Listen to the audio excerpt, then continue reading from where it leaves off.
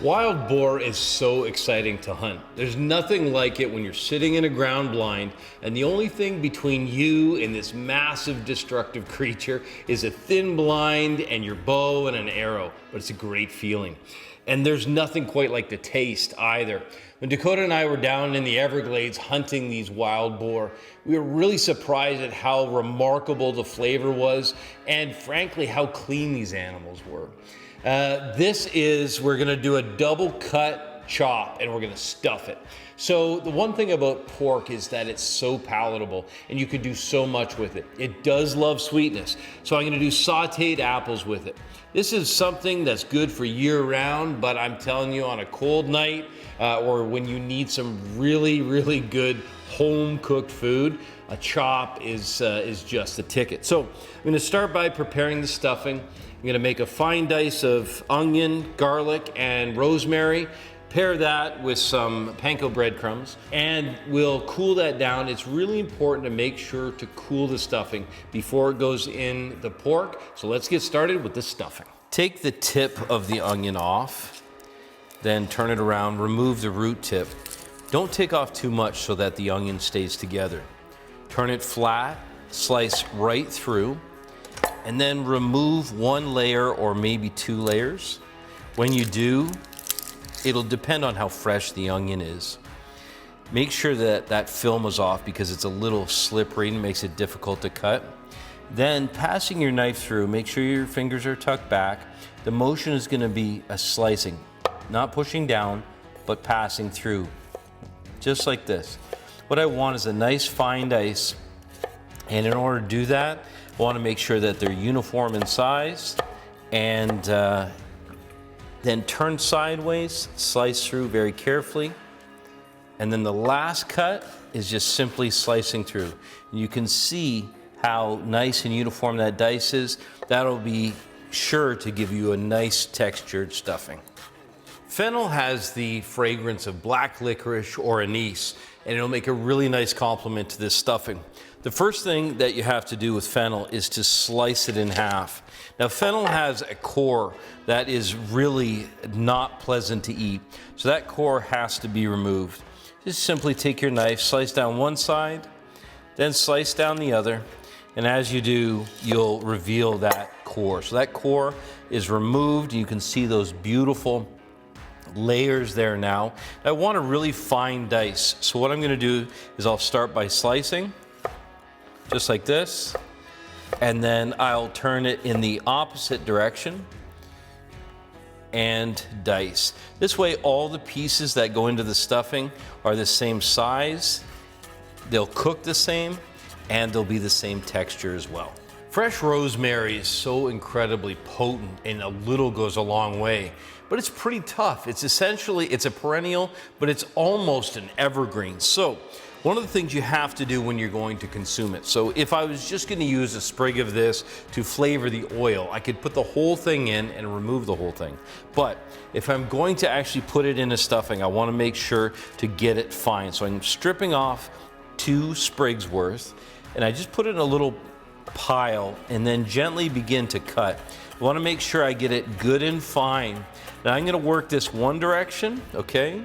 Turn, and then work it in another direction, and I may do this 2 or 3 times until I have an extremely fine, consistent rosemary.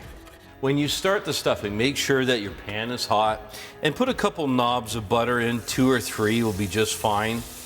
Then go in with the onions and fennel and rosemary.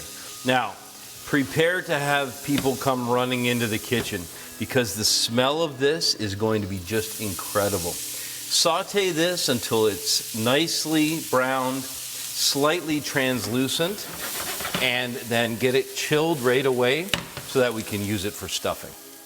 The last ingredient for the stuffing is a little bit of garlic. Now in this case, a little bit is going to go a long ways. Just take and slice the bottom, peel that garlic, get off the outer skin, and when you do, slice the clove in half, like so, lay it flat, and then just a nice thin slice will be more than adequate. Now that the stuffing is starting to saute, the fragrance of it is incredible. And that's why we're stuffing. We're taking something like pork, which tastes great, and the little bit of fat is gonna taste great, but it's fairly one note. So we wanna lift that up. Stuffing it is gonna do that. Make sure you always season in layers. So I've got pepper, fresh ground whenever you can, and salt. So I've got a sea salt and I'm grinding it. That's gonna be your best source of flavor.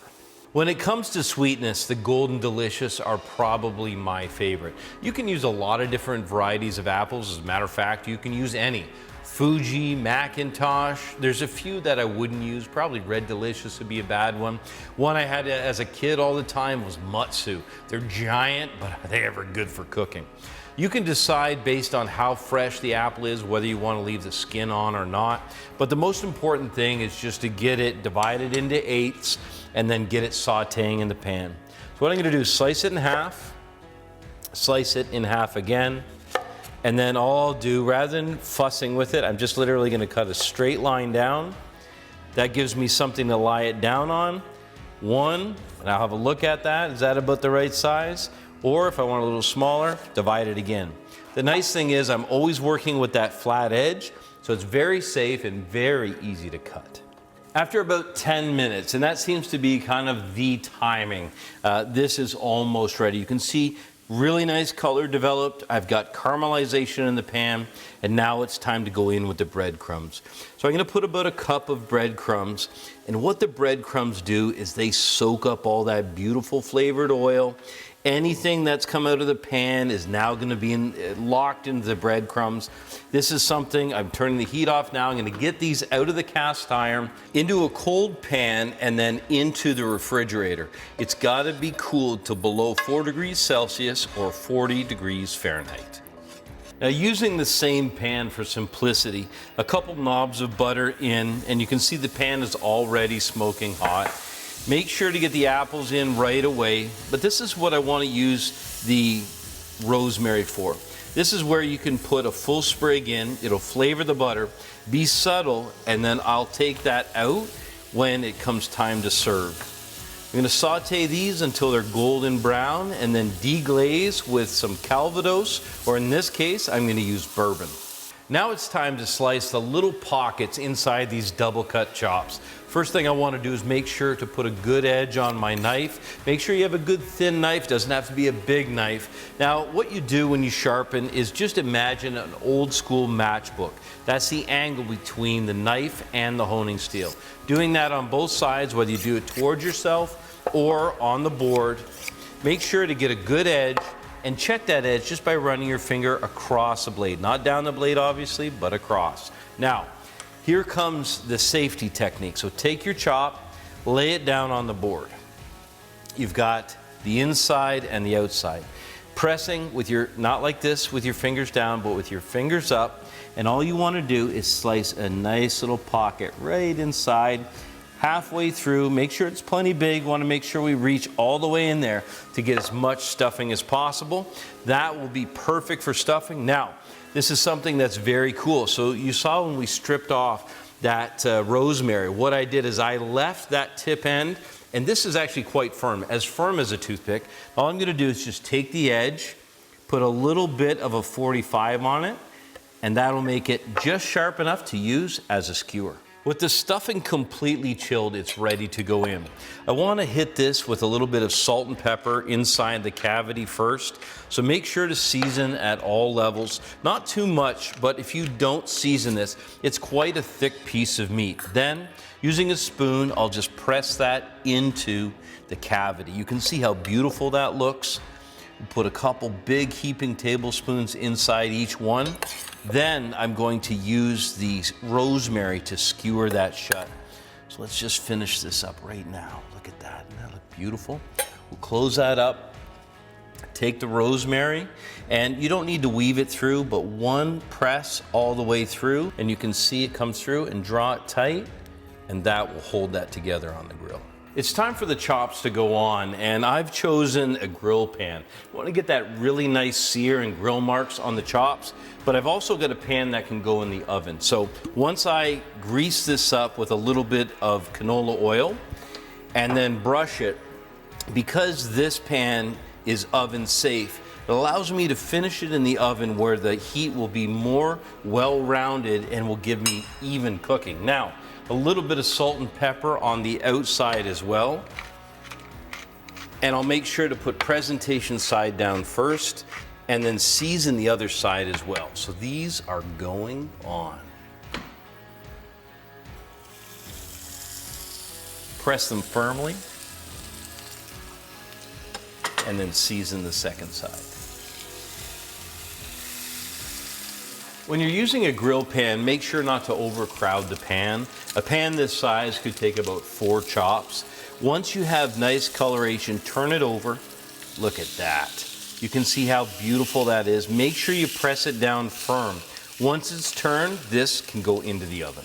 It never ceases to amaze me how with just a few simple ingredients you can elevate any dish, and how you can take wild game like this incredible boar and make it look like it's going out to the table at a restaurant. The sweetness from these apples, the grill marks, the slight char, and that beautiful stuffing makes this an incredible dish. The next time that you're butchering your wild hog, you may want to think about making some double cut pork chops because they are going to be incredible.